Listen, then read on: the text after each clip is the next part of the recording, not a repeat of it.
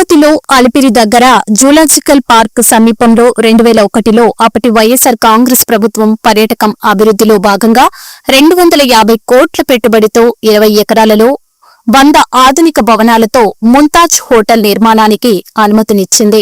పలు హిందూ సంస్థలు ఈ విషయమై గతంలో ఎన్నోసార్లు నిరసనలు తెలియజేయడం జరిగింది.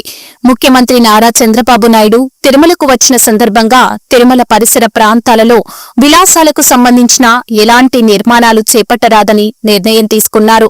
ఈ సందర్భంగా గత ప్రభుత్వం ముంతాజ్ హోటల్ మరియు మరికొన్ని సంస్థలకు ఇచ్చిన అనుమతులను రద్దు చేస్తున్నట్లు ప్రకటించారు. స్వామికి సంబంధించి ఎక్కడ కూడా పోయిన ప్రభుత్వాన్ని చూశా. 7 కొండలు వెంకటేశ్వర స్వామివి అని మనం చెప్తా ఉంటే 7 కొండలు ఆనుకొని ముంతాజ్ హోటల్కి అప్పట్లో పర్మిషన్ ఇచ్చారు. అదే మరి అక్కడ ఇంకొక పక్కన కూడా ఏదైతే దేవలోకం ఈ రెంటికి పర్మిషన్ ఇచ్చే పరిస్థితికి వచ్చారు. ఏంటంటే ముంతాజ్ హోటల్ కూడా వాళ్ళకి చెప్పి ముంతాజ్ హోటల్ మార్చి వేరు మార్చారు. అయినా కూడా నేను వారికి చెప్పింది ఇక్కడ మీకు ఇవ్వలేం, అందుకనే ఇక్కడ 3కి ఇచ్చారు.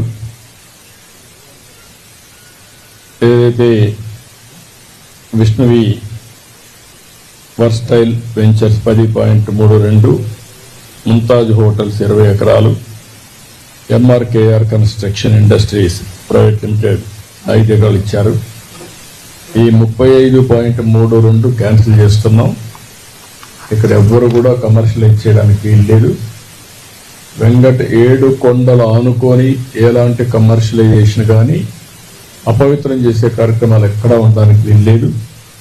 నేను వాళ్ళు కూడా, ఎందుకంటే ఓబ్రాయ్ హోటల్స్ చాలా హోటల్స్ కడుతున్నారు, కట్టినప్పుడు వాళ్ళకు కూడా చెప్పాను, ఇక్కడ ఏమాత్రం కూడా